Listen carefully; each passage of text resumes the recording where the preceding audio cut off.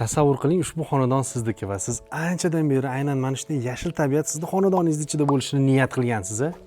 8-10 yillik daraxtlar sizni hovlingizda bo'lsa, yer maydoni kattagina bo'lsa va Farg'ona shahrida hovli olmoqchiman desa, ko'pchilik aynan shu lokatsiyani niyat qilsa, Farg'ona shahar Sadvin sovxozida juda ham tinch mahallasida, eng asosiysi juda ham chiroyli mahallasida siz uchun xonadon topib qo'ydim. Bitta obzorini ko'ring. Yaxshi niyat qilganlar, hovli olaman deganlar uchun zo'r taklif deyarli yer narxida berib yuborishyapti. Qurilishiga alohida e'tibor berishgan. Bu video obzor jicha uzoqroq bo'ladi, to'g'ri tushunasizlar. Bu joyda plyuslari juda ham ko'p. Har birini sizlarga gapirib beraman. Minusini oldindan aytib o'tib ketay. Bu uyda bittagina minusi o'zimda yo'qligi. Shu xolos. Qolgan minusini shaxsan o'zim ko'rmadim. Va yana bitta kichkinagina minusi bor, videoning davomida aytib o'taman.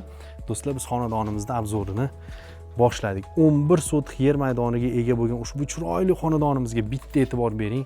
Ikkita aka-uka ham yashasa bo'ladigan sharoitda. Birma-bir hozir mahalladan boshlab obzorini qilib beraman. Videoga bitta like bosib qo'ying. Qani ketdik. Mahalla juda ham chiroyli. Shunaqangi tinch, asfaltlari qilingan, hamma sharoitlari bor. Qo'ni-qo'shnilardan uylarni qaranglar, hammasi bir-biridan chiroyli zamonaviy uylar qilingan. Aynan shu oblitsovka g'ishtli xonadonimiz sotuvga qo'yilmoqda. Hovlimizda yer maydoni 11 sotik tashkil etadi. Chizmalarni hozir ekraningizda ko'rib turibsiz. Ichkaridagi sharoitlar bilan hozir birma-bir sizni tanishtiraman. Xonadonimizga asosiy qilingan darvoza orqali kirib kelganingizda o'ng qo'lda xonadonimiz, chap qo'lda esa mana shunaqangi katta teplitsa qilingan. Xohishingizga qarab buzib yorib turib, bitta alohida hovlini bu tomonga ham qurishingiz mumkin. Buni qaranglar.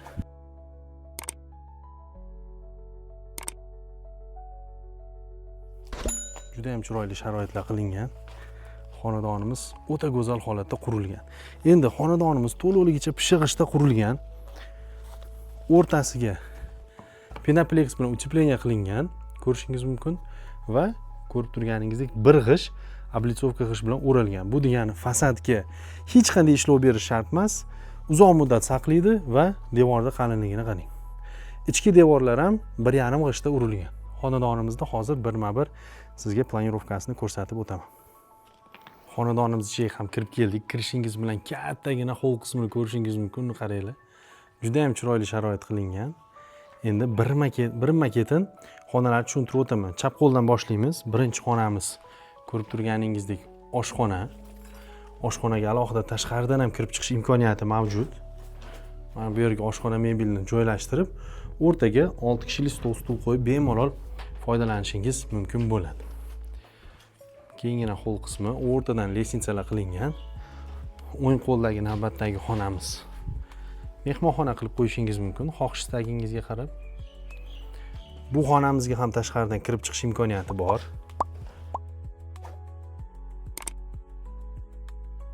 Kattalar uchun yotoqxona. Planirovkalarni o'zingizning xohishingizga qarab bemalol o'zgartirib olish imkoniyatingiz bor. Men o'zimdan kelib chiqqan holda to'g'ri keladigan xonasini gapirib o'tib ketyapman. Misol, ushbu xona kattaroq bo'lsa, siz mehmondo'st oila bo'lsangiz, mehmonxona qilib qo'ysangiz ham bo'laveradi. To'g'rimizdagi xona esa birinchi qavatimizdagi sanuzel bo'ldi. Endi sekin ikkinchi qavatga ko'tarilamiz. Ikkinchi qavatimizga ham ko'tarildik. Ko'rishingiz mumkin. Eng yoqqan joyi mana shu qismi bo'ldi. Hozir burchakroqdan sizlarga ko'rsatsam to'liqroq ko'rinar ekan. Katta lyustra ilinadi. Hovl qismiga kirganingizda shunaqangi mazza qilasiz. Bu yerda remontini bitgan holatini shaxsan o'zim qisqacha tasavvur qilib ko'rdim. Juda ham go'zal sharoit kelib chiqdi. Xo'p, ikkinchi qavatimizda nima bor? Asosan yotoqxona uchun ajratilgan joylar bor.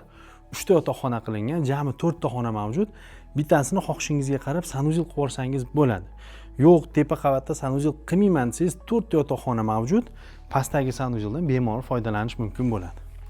Hozirgi holatini sizlarga qisqa qilib ko'rsatib o'taman. O'zining balkonchalari ham bor.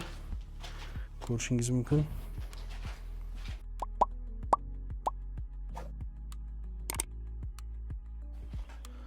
Marhamat. O'rtadan yuqoriga ko'tarilish zinasi.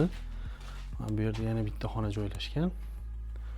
Va eng so'nggi 4-xonamiz. Ushbu xonamizda ham o'zining alohida balkoni mavjud. ikkinchi qavatimizdan ham chiqib keldik. Alohida oynalari qilingan va 3-qavatga mansard qismiga ko'tarildik. Bu yerda bitta katta xona qilingan. Tavsiya qilardim o'zingiz uchun yotoqxona qilishdi. Mana bu tomonga bitta sanuzel qilib yuborishingiz mumkin. Bu tomonga esa bitta garderob xonasi. Nima deysiz? Xohishingizga qarab, bu yerda bitta farzandingiz uchun yotoqxona qilib berishingiz ham mumkin. Alohida katta zona. O'yin maydoni ham qilib qo'yish imkoniyati bor. Bu xohishingiz, talab istaklaringizdan kelib chiqqan holda hovli qismini ham ko'rishingiz mumkin. Qo'shimcha qurilishlar imkoniyati mavjud. Bu hovlimizda bemalol ikkita aka-uka olib ham foydalanishi mumkin. Nimaga deysizlarmi? Alohida bu tomondan darvozaxona ochib turib, hovlini o'rtasidan bo'lish imkoniyati sizlarda mavjud. Ya'ni bitta hovli bu tomonda, ikkinchi hovlini misol aka-ukangizga yoki bo'lmasam bitta farzandingizga qurib berishingiz mumkin. Nima deysizlar shu g'oyamga? Do'stlar, Farg'ona shahar Sadvin sovxozida Afrosiyob ko'chasidan ham kirishingiz mumkin. Ushbu mahallani orqa tomonida Alyusman kafesi ham joylashgan. Lokatsiya top. Bu yerda 1 sotix yer narxi agar mana shunaqangi kenglikda topa oladigan bo'lsangiz, 8 ming $12 atrofida joylashuvga qarab mahallani ichkarida yoki yo'li bo'yligiga qarab farqlanadi. 11 sotix yer maydonini o'zini hisoblasangiz plus minus $100 ming ga bitadi. Mana bu ortimdagi binoni esa katta ehtimol bilan 60 mingga qurib bitkaza olmaysiz. Qurib bitkazgan taqdiringizda ham vaqtingiz ketadi, energiyangiz ketadi. Bunaqa lokatsiya bo'lmaydi va hovlingizning ichida aniq mana bunaqangi daraxtlar bo'lmaydi. Ushbu xonadonimizning egalari narxini $165 ming ga baholashmoqda. Albatta kelishadigan joylari bor. Buning uchun ekraningizdagi egalar raqami bilan bog'lanib turib, savdolashib, baraka qilishingiz mumkin. Vodiy House'dan ko'rdim, Said Kamol tavsiya qildi desangiz, chiroyli skidkalar qilib berishadi. Kelib ko'rib, yaxshi ko'rib qoladigan joy. Mahalla tinch, gaz, svet, suvdan umuman muammo yo'q. Birgina minusi, kichkinagina minus bor deb ketgandim.